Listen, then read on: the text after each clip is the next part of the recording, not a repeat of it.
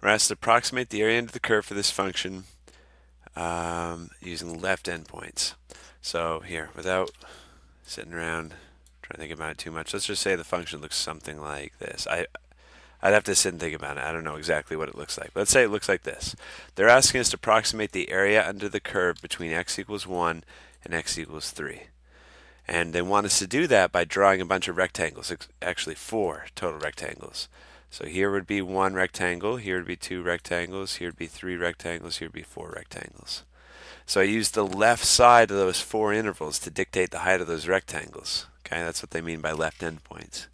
But this one's going to be a little ugly because they said it's from 1 to 3. Well, no, it won't be too bad. 4 subintervals. So that means, the length of this interval is 2. So if you're going to split that into 4 equal pieces, then each interval is 0.5 in length, right? So it goes from 1 to 1.5 for the first interval. And then it's got to pick up right where we left off. So 1.5 to 2 for the second subinterval. 2 to 2.5 for the third subinterval. And 2.5 to 4 for the last subinterval. Okay, and then to find the areas of those rectangles, we use the left side to dictate the height of the rectangle. So it's over approximating according to my graph, right? But this side dictated how high it was, and then each width is going to be 0.5. So the height is this y value when we plug in x equals 1 into our function.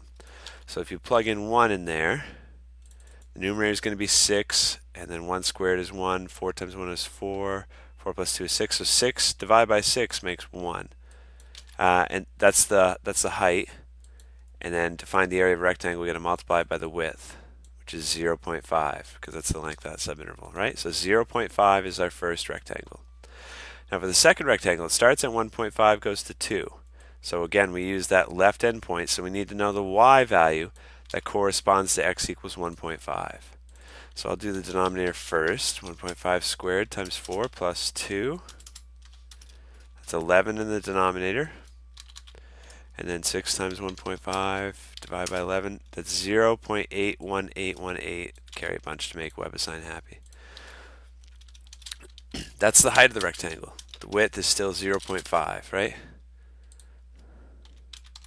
So 0.409090, blah, blah, blah, blah. Okay, that's the area of our second rectangle. Now repeat the process, except now we got 2 going on. We plug in 2 to find our y value, so we got 12 divided by 16, 18, and then we got to multiply that by 0.5. So the third rectangle is this for area. Oh no, they didn't say decimals. Might have to keep these as fractions. That would be ridiculous if they'd made us do that.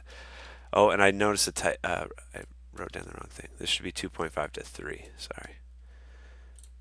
Okay, so the last one, 2.5, is the left endpoint, so we use that for our height. I'll figure out the denominator first. 27 for the bottom. Divide that by 27. So we got this, and then times, that's our height, times 0.0, times 0.5.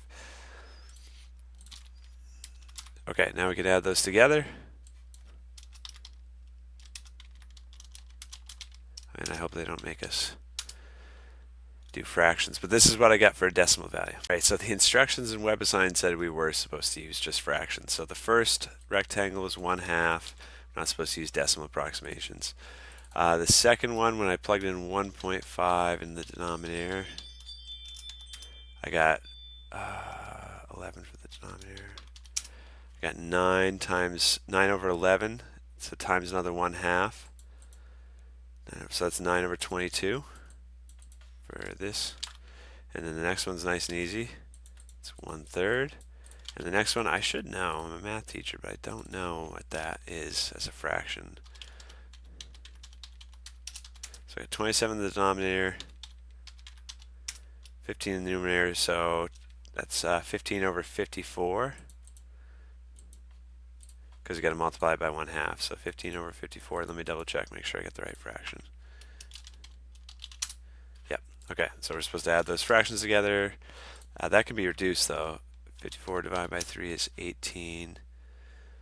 So this is 18 over, oh, it's 15 divided by 3. 5, of course, right? So Oh my gosh, common denominators with all these? This is half the work is getting an answer that WebAssign likes. So one trick I use for finding common denominators is I list out the prime factors of each number.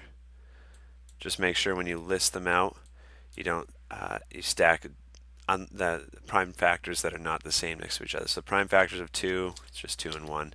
Prime factors of 3, it's just 3. Prime factors of 22, we've got 2. Those are alike, so I'm stacking them on top of each other. And then we got 11 over here. And then prime factors of 18, 2 times 3 times another 3, right? Yeah, okay, so what you do with this prime factorization method is you copy down, if there's just one column of 2's, there's one column of 3's, there's another column of 3's over here, and then we got an 11. So that's the least common denominator. So 198. Okay, so you got to change each number to have 198 as a common number. This is really valuable in a calculus class, isn't it?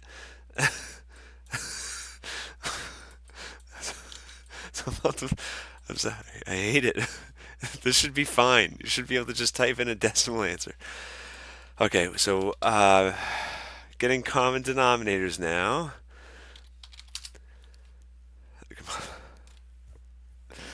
I got to multiply the top and the bottom of this one by 9, I think. Yeah, so it's 81